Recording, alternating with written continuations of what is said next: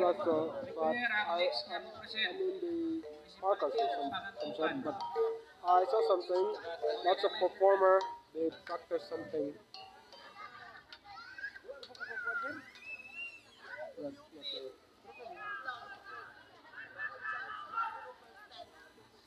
Yatong unang panahon sa barangay Batok, sakop ng lungsod sa Baon. Ang mga lumadini nagpuyo nga mahapsay o maglilinawon uban sa pagpasundayag sa ilang tradisyon o kultura. Uban sa pagiglipay sa mga batanon o pagkikiabi sa ilang mga gingsakupan o ilabi ang pagatiman sa ilang mga kahayupan pagkatiman sa ilang mga utanong uhas lagot mo uban pa.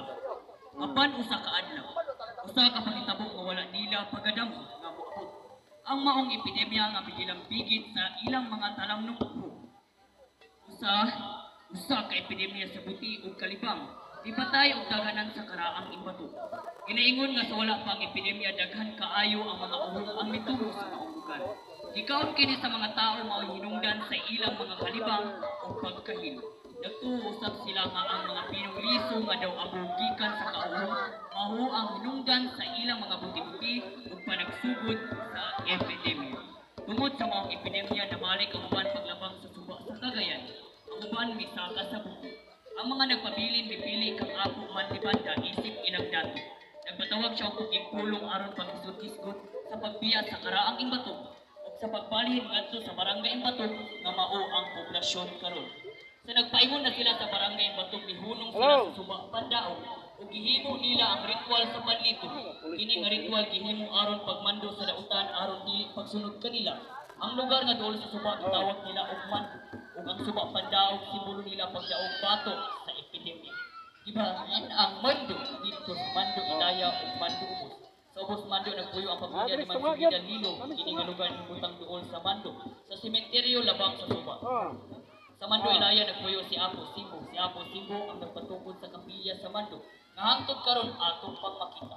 Ang debosyon ni Simbo isip katoliko dili malalim. Inaingon nga ang mga kaadlawon ni Apo Simbo kanunay gigahit sa pagkampo ug pamalandong. Ang mga lumad sa maungon nanayaw alang sa pagpasalamat kay magbabaya. Nanayaw og dugso, pinano, pinaylan, gamit ang bangkaw, puno ug kalasag para kung gamit good sayaw hawardan. Ladies and gentlemen, atong saksihan ang mas pasigarbo nga sayaw sa Banwata Bangon!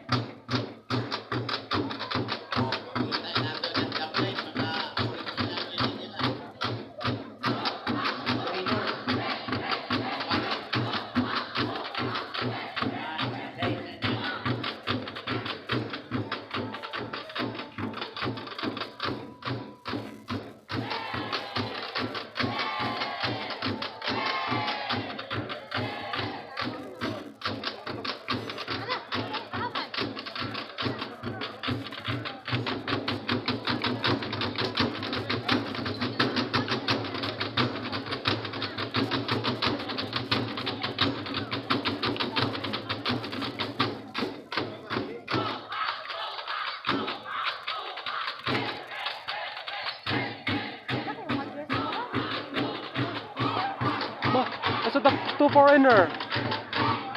Is it two foreigner? Yes, we are taking pictures.